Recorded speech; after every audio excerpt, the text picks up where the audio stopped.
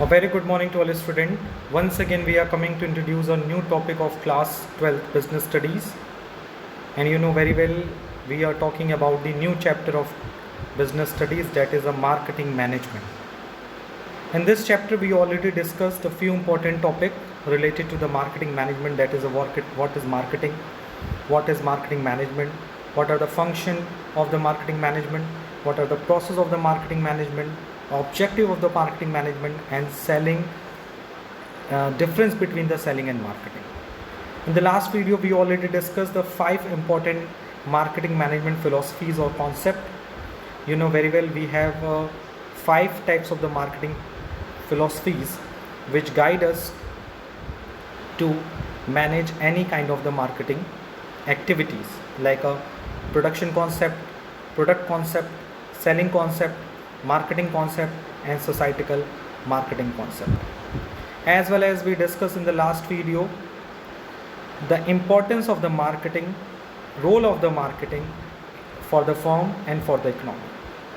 And we found that the importance of the marketing cannot be forbidden by any firm and for the any economy.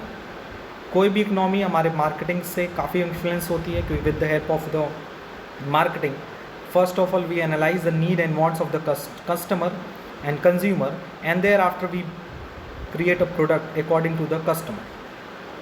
By the help of the marketing, we can raise the standard of living of the consumer, as well as it helps to boost our economy and create a maximum number of employment for unemployment population.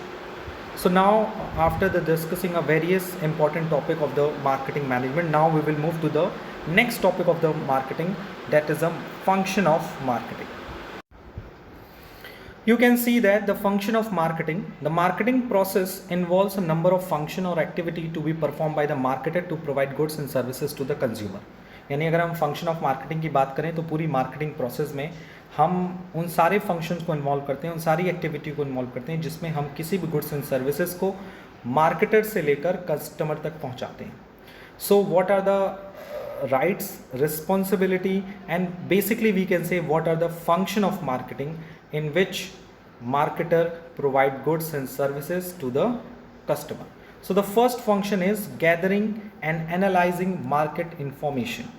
So the first and very popular function of the marketing, that is a gathering and analyzing market information and market research. In order to identify the needs and wants of customer, the marketer gathered market information. He analyzed the strength, weakness, opportunity and threats of the enterprises.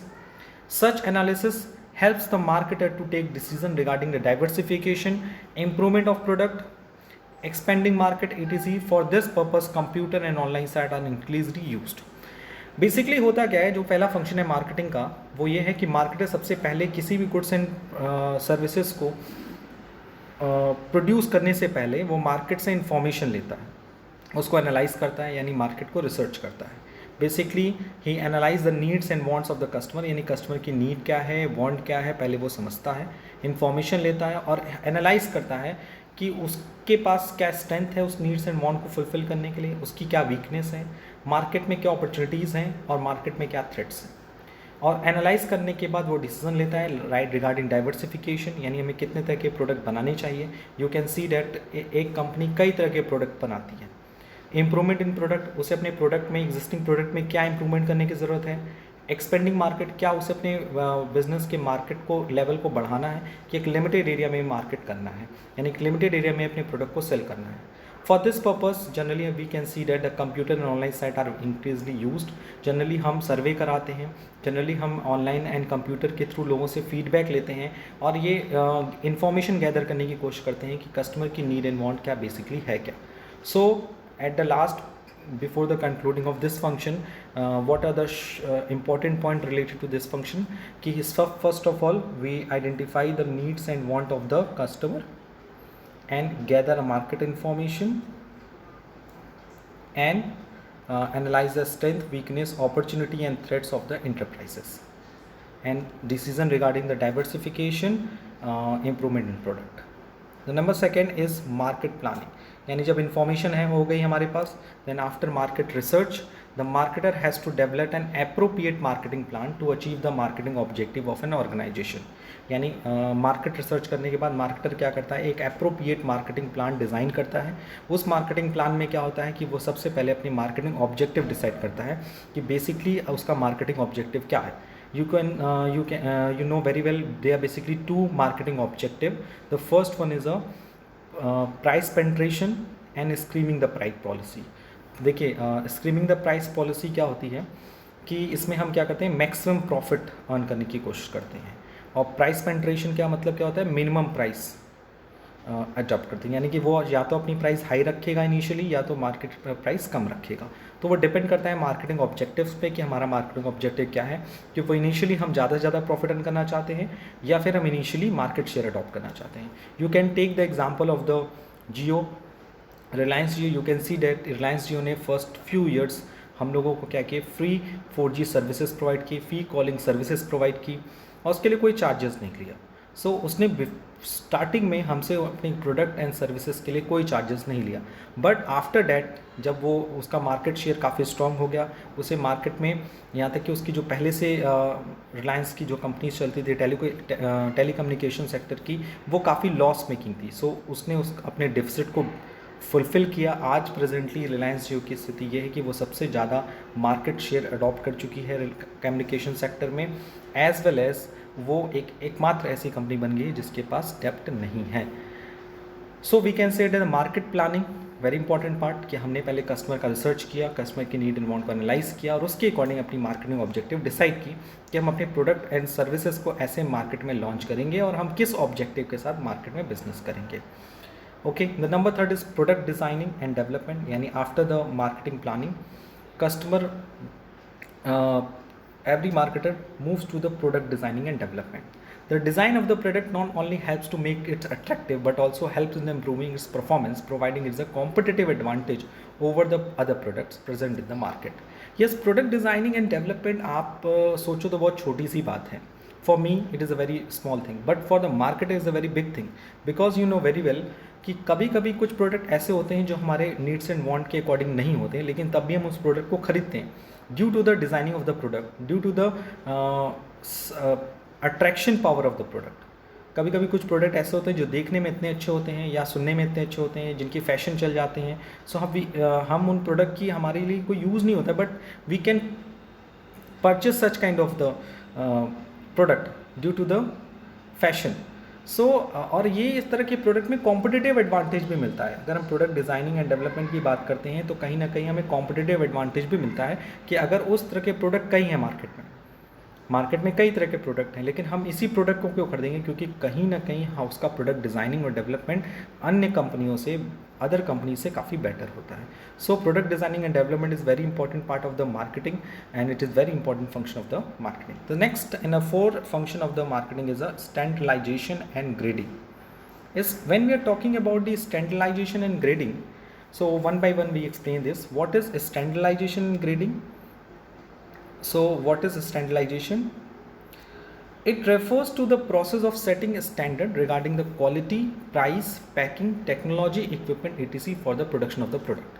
यानी इसमें हम लोग क्या करते हैं, product को produce करने से पहले हम कुछ स्टैंडर्ड डिसाइड करते हैं कि स्टैंडर्ड क्या, कि उस प्रोडक्ट की क्वालिटी क्या होगी, उस प्रोडक्ट की प्राइस क्या होगी, उस प्रोडक्ट का पैकेजिंग क्या होगी, उस प्रोडक्ट को प्रोड्यूस करने में टेक्नोलॉजी क्या यूज़ होगी, इक्विपमेंट क्या यूज़ होगी for the production of a product. यानी बेसिकली हम सबसे पहले स्टैंडर्डाइज करते हैं उस प्रोडक्ट को लेकर कि उसमें कौन कौन से स्टैंडर्ड को फुलफिल करना है। This ensure uniformity and consistency in output. ये भी याद रखिएगा कि इससे क्या होता है कि जब भी हम कोई प्रोडक्ट प्रोड्यूस करते हैं तो उसमें यूनिफॉर्मिटी रहती है, क्योंकि वो सेम क्वालिटी के रहते हैं, सेम प्राइस के रहते हैं, सेम पैकेजिंग के रहते हैं और सेम टेक्नोलॉजी उसमें यूज़ होती है। तो कहीं ना कहीं वो उसमें क्वालिटी और पैकेजिंग लगभग सेम होती है। And reduce the need for the inspection, testing and evaluation of the product. और जिसके कारण स्टैंडर्डाइजेशन होने के कारण जनरली हम उस आउटपुट जो भी आता है, प्रोडक्ट जो बन के आता है, उसमें इंस्पेक्शन की, टेस्टिंग की, इवेल्यूशन की ज़रूरत नहीं होती है। So it is a standardization. What is a standardization? Standardization refers to the process of setting standard regarding quality, price, packaging, technology and equipment for the production of the product. The second term is grading. What is a grading? Grading is the process of classifying the product into different groups on the basis of quality, size, feature, etc. यानी grading क्या होता है, वो उसमें हम क्या करते हैं, प्रोडक्ट को क्लासीफाई करते हैं, बांटते हैं. किस बेसिस पे बांटते हैं? डिफरेंट ग्रुप्स में बांटते हैं. On the basis of quality, quality के बेसिस पे बांटते हैं, साइज के बेसिस पे बांटते हैं और फीचर के बेसिस पे बांटते हैं. जैसे quality means you can see that कि ये चीपर गुड्स है, ये थोड़ा स्टैंडर्ड गुड्स है. तो हम एक ही कंपनी दो तरह की, एक ही तरह का प्रोडक्ट बना रही है, लेकिन उसमें क्वालिटी डिसाइड कर दी कि ये क्वालिटेटिव प्रोडक्ट है, ये थोड़ा सा इन्फीरियर गुड्स है, ये हाई क्वालिटी का प्रोडक्ट है. डिपेंड करता है कि आप कितना एक्सपेंड करना चाहते हैं. साइज़ पर डिपेंड करता है. You can see that the Parle G में यू कैन फाइंड द कि पार्ले जी में आपको डिफरेंट साइज़. हाँ, so you can see that एक ही प्रोडक्ट है, उसके डिफरेंट साइज़ के अकॉर्डिंग उसके ग्रुप बटे होते हैं. जैसे you can see the size Parle G में आप देखो छोटा सा भी साइज़ होता है, बड़ा साइज़ भी होता है, फैमिली पैक भी होता है. You can see the Maggi noodles. ये मैं एग्जांपल इसलिए दे रहा हूँ because you are familiar with this product. So you can see the Maggi, छोटा Maggi, medium Maggi, family pack Maggi. तो you can buy any types of size. तो हम लोग प्रोडक्ट की ग्रेडिंग भी करते हैं on the base of the size. Features के अकॉर्डिंग, फीचर्स में अगर आप उसके फ्रेगनेंस में देख लो, उसकी टेस्ट में देख लो, तो you can find different type, same type of product in the different grade. आप एक ही प्रोडक्ट के लिए उसके ग्रेड अलग हैं. अगर आप छोटा सा माउस भी खरीदने जाओगे फॉर द पीसी, तो you can find a wireless mouse, wired mouse, optical mouse, उसमें कई तरह के माउस होते हैं. तो so you know very well, आप पीसी खरीदने जाओ, लैपटॉप, तो you can find a different range, different grade on the base of the quality, size and the feature. So the fourth function of the marketing is the standardization and grading. Standardization refers to the process of setting standard regarding quality, price, packaging, technology, equipment, and grading refers to the process of classifying the product into different groups. इसमें हम product को different groups में classify करते हैं.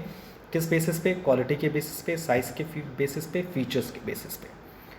The next is it is necessary for such goods which are not produced according to predetermined specifications such as agriculture goods. Grading ensure that the goods belong to the particular quality and helps the marketer to fix price easily. Yes. आप देखो कुछ goods ऐसे होते हैं जो आपके specification के according नहीं होते. तो ग्रेडिंग एक ऐसा तरीका है जिससे आप अपने गुड्स को क्वालिटी के अकॉर्डिंग अरेंज कर सकते हो, क्लासीफाई कर सकते हो और उसको उसकी प्राइस डिसाइड कर सकते हो. अगर आप जाओ खुद मार्केट में, एक आप छोटा सा कुछ भी वेजिटेबल लेने जाओ, कुछ भी वेजिटेबल लेने जाओ, तो यू कैन फाइंड कि सेम वेजिटेबल है बट उसके प्राइस अलग होते हैं, उसके प्राइस अलग होते हैं. यू कैन फाइंड द नींबू. मैं नींबू खरीदने जाता हूँ तो वी फाइंड डैट कि छोटा नींबू 5 रुपये का 2 है और बड़ा नींबू 5 रुपये का 1 है. तो we find because on the grading, क्योंकि यहाँ ग्रेडिंग किया गया ऑन द साइज़, बड़ा साइज़, छोटा प्राइस. तो कहीं ना कहीं प्रोडक्ट की जो ग्रेडिंग है वो कहीं ना कहीं हमें हर जगह यूज़ करने को मिलती है, चाहे वो एग्रीकल्चर प्रोडक्ट्स हो, चाहे वो non agriculture products so. I hope होप you will very understand about the standardization and grading. Now we will move to the fifth function of the marketing, that is packaging and labeling. It is very common term. What is packaging and labeling? You know, after the production of the goods, we provide a better package to the any product. So packaging refers to the designing and development the package of the product. यानी कि production करने के बाद हम क्या करते हैं, product की डिज़ाइनिंग करते हैं, प्रोडक्ट पैकेज को डेवलप करते हैं कि उस प्रोडक्ट को कैसे हम पैक करेंगे. So the packaging refers to the designing and developing the package of the for the product. Package refers to the wrapper और container which not only the provides protection to the product. यानी package जो है वो wrapper और container ही नहीं होता है जो प्रोडक्ट को सिक्योर करता है, बल्कि provide protection to the product but also acts as a promotional tool for it.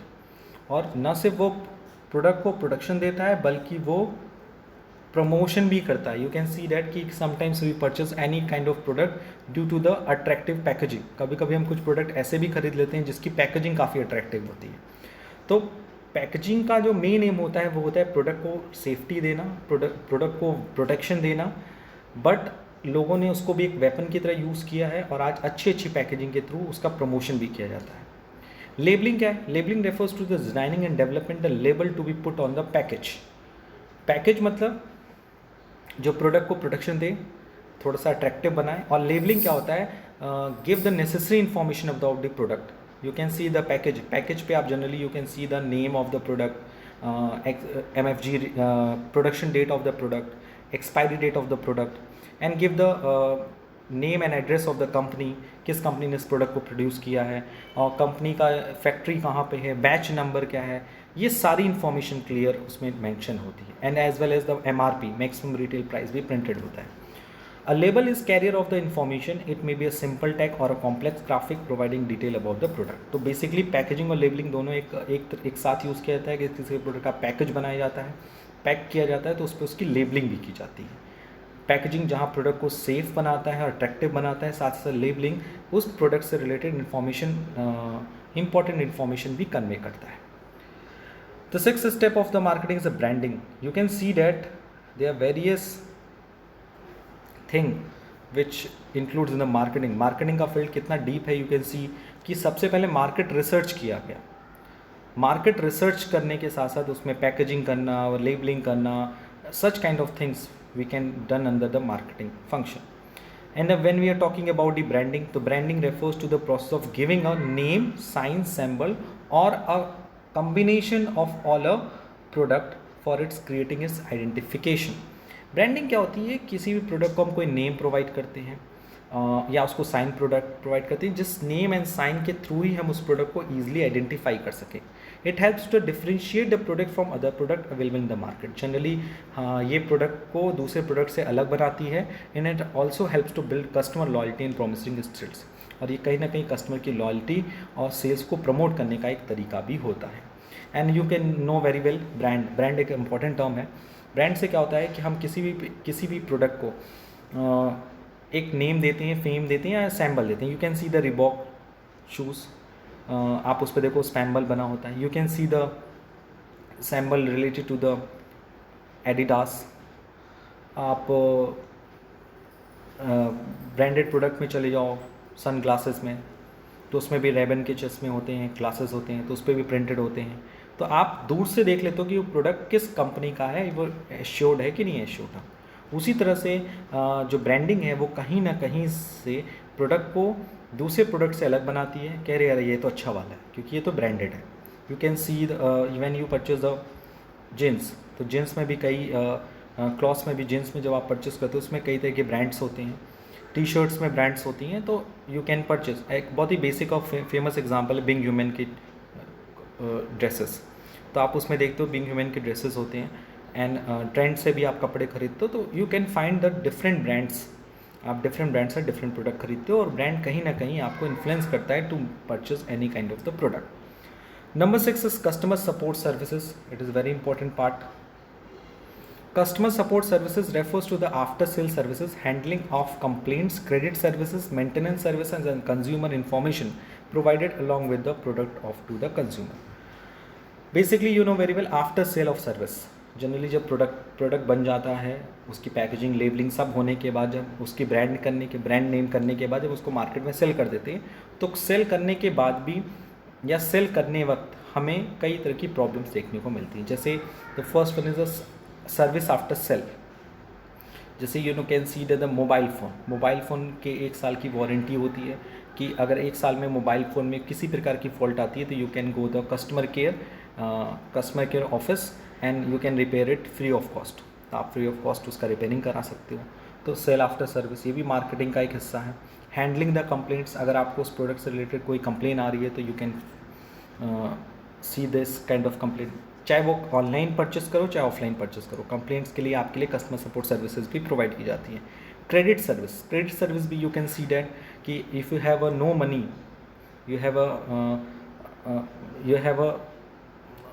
you want to purchase such kind of product but you have no money, so in this situation आप credit services की तरफ जाते हो, EMI पे ले सकते हो, credit card issue करा सकते हो। बजाज एलियंस भी आपको फाइनेंस करता है और कई तरह के क्रेडिट कार्ड अगर आपके पास अवेलेबल हैं तो वो मिलते हैं। You can see the mobile phone खरीदने जाओ आपको EMI पे मोबाइल मिलते हैं। क्यों? आपको दुकान वाला जो सेल कर रहा है वो आपको क्रेडिट सर्विसेज भी दे रहा है, उनके एजेंट्स वहाँ रहते हैं। You can go the market purchase a mobile phone and pay the EMI. Maintenance services, consumer information provided along with the product to the consumer. तो customer support service you can see that कि इससे क्या होता है, customers की satisfaction level काफ़ी बढ़ता है और सेल भी इंक्रीज होता है, क्योंकि because you know very well कि कोई कस्टमर कोई प्रोडक्ट है, अगर उसमें प्रोडक्ट में कोई डिफ़ॉल्ट है या कोई कमी आती है तो you can go the customer service support services. आप सर्विस आफ्टर सेल भी ले सकते हो. कंप्लेंट्स को हैंडल करने के लिए एक अलग से डिपार्टमेंट है, आप फ्री हो कि अगर कोई दिक्कत आएगी तो you can come and raise your complaint. Credit services, if you have no money, अगर आपके पास पैसा नहीं है तो you can take the EMI option, आप इंस्टॉलमेंट में पैसा दे देना. So such kind of facility can attract the customer to buy any of the product. So frankly we can say the marketing का सबसे important part होता है customer support service, because of ये कहीं ना कहीं फीडबैक का भी काम करता है, और जब नेक्स्ट टाइम कंपनी अपनी उस सिमिलर प्रोडक्ट को इन फ्यूचर प्रोड्यूस करती है तो ये सारे प्रोडक्ट ये सारे सजेशंस कहीं ना कहीं कंपनी को कहीं ना कहीं कह सकते हो कंपनी के लिए फेवरेबल चीज़ें होती हैं. The number 8 function of the marketing, that is a pricing of the product. Pricing refers to the process of determining the price of a product. Price of a product refers to the amount of money that the customer has to pay in order to obtain a product. And price of a product refers to the amount of money that the customer has to pay in order to obtain a product from the market. You can see that pricing का मतलब क्या होता है, किसी product की price को decide करना. यानी pricing refers to the process of determining the price of the product. Price of a product refers to the amount of money that the customer has to pay in order to obtain a product from the market. यानी price एक ऐसा पैसा decide किया जाता है, एक amount of money decide की जाती है. ये basically you can know about it, आपको पता भी होगा इसके बारे में. Pricing of the product means what, कि प्रोडक्ट की प्राइस डिसाइड करना on the basis of the cost. और भी बहुत सारे फैक्टर्स होते हैं, वो हम डिस्कस करेंगे. बेसिकली कंपनी जब भी कोई प्रोडक्ट प्रोड्यूस करती है तो कॉस्ट डिटरमाइन करने के बाद उसका अफोर्डेबल प्राइस डिसाइड करती है, यानी वो प्राइस जिसको पे करके कस्टमर उस प्रोडक्ट को खरीद सकता है. The marketer have to analyse the number of factors such as pricing objective. यानी सबसे पहले कंपनी क्या करती है, अपना प्राइसिंग ऑब्जेक्टिव डिसाइड करती है. जैसा मैंने आपको बताया कि 2 प्राइसिंग ऑब्जेक्टिव है, हाई प्राइस या लो प्राइस. हाई प्राइस में क्या करेगी, वो ज़्यादा से ज़्यादा प्रॉफिट अर्न करना चाहिए, और लो प्राइस में वो मार्केट शेयर अडॉप्ट करना चाहिए. प्राइसिंग स्ट्रेटजी, जैसे मैंने आपको बताया, demand, cost, competition decide the price of the product. Generally हम प्राइस डिसाइड करना प्रोडक्ट का, ये भी मार्केटिंग का एक इंपॉर्टेंट फैक्टर होता है, क्योंकि इसमें कंपनी क्या करती है, अपने प्रोडक्ट की डिमांड को एनालाइज करती है, उस प्रोडक्ट की कॉस्ट को एनालाइज करती है, इस प्रोडक्ट से रिलेटेड सिमिलर कंपनीज़ के जो सिमिलर प्रोडक्ट हैं उनकी कंपटीशन लेवल को देखती है. यू कैन सी डेट अगर कोई प्रोडक्ट है मार्केट में जिसका कंपटीशन बहुत ज़्यादा है, जिस प्रोडक्ट का कंपटीशन बहुत ज़्यादा है, तो यू कैन सी दैट कि उसकी प्राइस जनरली कॉम्पिटिटर्स के प्राइस लगभग सेम होंगे, उसमें ज़्यादा ups and downs you can not see it. But जब कोई कॉम्पिटिटिव फ्री प्रोडक्ट होता है जिसके जवाब में कोई दूसरा प्रोडक्ट नहीं है, यानी मेरा इकलौता मोनोपोली जिसे कहते हैं, मोनोपोली प्रोडक्ट है, तो I charge huge money from the customer. हम ज़्यादा से ज़्यादा पैसा चार्ज कर सकते हैं.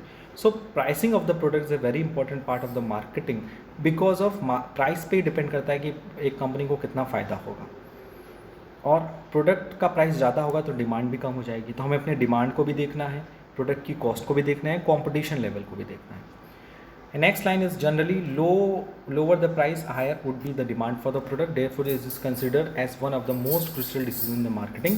जनरली हम लोग मार्केटिंग में डिमांड को काफ़ी इंपॉर्टेंट रूप से प्रियोरिटी देते हैं. The ninth and important function of the marketing, that is a promotion.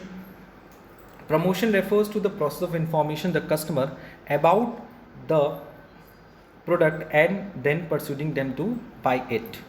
The popular method of a marketer use a promotional mix, that is a combination of various promotional tool according to their budget, nature of customers, nature of product, coverage, it costs. And after the discussion the pricing of the product, यानी product की price decide करने के बाद फिर next we move to the promotion. Promotion, what is a promotion? Promotion refers to the process of inform the customer about the product and then persuading them to buy it. यानी promotion एक ऐसा तरीका है जिसके through company क्या करती है, अपने प्रोडक्ट के बारे में कस्टमर को इन्फॉर्मेशन देती है और उनको परसुएट करती है कि वो उनके प्रोडक्ट को बाय करें। The popular method of promotion and advertising, generally अगर आप यू कैन सी डैट कि जनरली कंपनी किस तरह से प्रमोशन करती है, with the help of advertising कराती है, सेलिंग कराती है, sales promotion, personal selling, public relation. इन सबको हम लोग डीपली में 1 by 1 डिस्कस करेंगे डिटेल में। सो promotion basically we can say that what is promotion, it refers to the process of information the customer about the product and then persuading them to buy it। यानी promotion एक ऐसा process है जिसके through customer को information provide किया जाता है product and services के बारे में और उनको परसुएड किया जाता है कि वो ज़्यादा ज़्यादा प्रोडक्ट कस्टमर कंपनी के परचेस करें। और सबसे पॉपुलर मेथड एडवर्टाइजमेंट कराना, you know. Sales promotion, sales promotion like आपको प्रमोशनल डील देना, जैसे cashback, 1 buy 1 get 1 free, okay. Personal selling, door to door selling, public relation, public के साथ रिलेशन क्रिएट करना, एक अच्छा रिलेशन जिससे ज़्यादा ज़्यादा सेल क्रिएट हो। A marketing use the promotional mean that's the combination of various promotional tools, यानी वो क्या करती है, कई तरह के प्रमोशनल टूल को यूज़ करती है, एडवर्टाइजमेंट भी करती है, सेल्स प्रमोशन भी करती है, पर्सनल सेलिंग भी करती है, पब्लिक रिलेशन भी क्रिएट करती है। It is basically depend on the needs involve of the company. The 10th and important function of the marketing, that is the physical distribution. What is physical distribution? So when we are talking about the physical distribution, we find that it covers all the activity required to physically move the goods from manufacturer to the customer. You know very well कि कोई product है बनता गुजरात में है but consume होता है वाराणसी में। गुजरात के बहुत ही कॉर्नर में you can very famous industrial area Veraval, Veraval में सपोज़ कोई प्रोडक्ट प्रोड्यूस होता है, एक छोटा सा जगह है समुद्र के किनारे, वहाँ इंडस्ट्रियल एरिया है, वहाँ कोई प्रोडक्ट बनता है और कंज्यूम हो रहा है वाराणसी में। ये प्रोसेस क्या है? This a physical distribution. Physical distribution means all the activity required to physically move the goods from manufacture to the consumer, यानी मैन्युफैक्चर से लेकर कंज्यूमर तक गुड्स पहुँचना ही फिजिकल डिस्ट्रीब्यूशन है। इसमें 2 एरियाज आते हैं, decision regarding the channel of distribution. Channel of distribution like means the wholesaler, retailer, agents and customer. And number 2 is physical movement of goods from place where we produce to the place of the consumption. Physical movement of the goods जहाँ से वो produce हो रहा है कहाँ तक, जहाँ वो कंज्यूम हो रहा है, यानी physical movement of goods from the place where it is produce to the place of consumption. It involves major decision and activity like storage, warehousing, inventory control, transportation.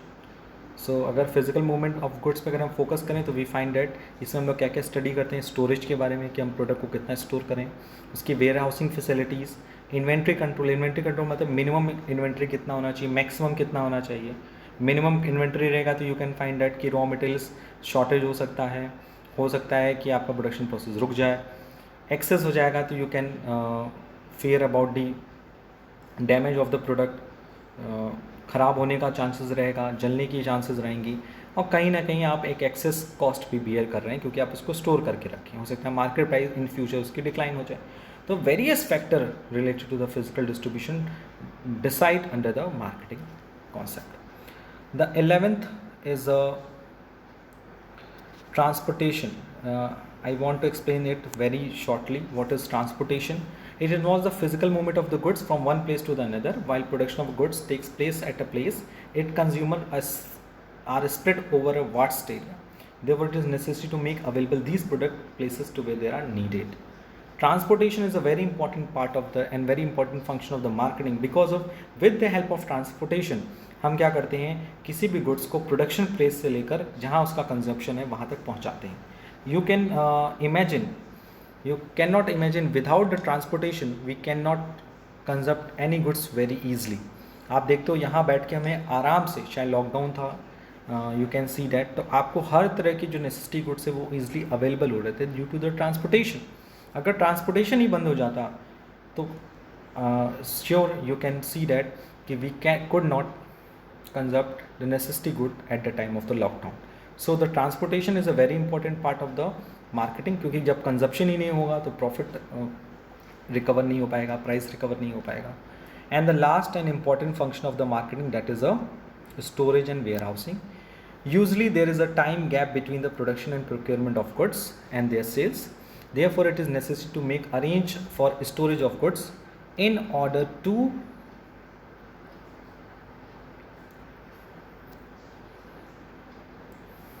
make arrangement for storage of goods in order to maintain regular supply of goods in the market.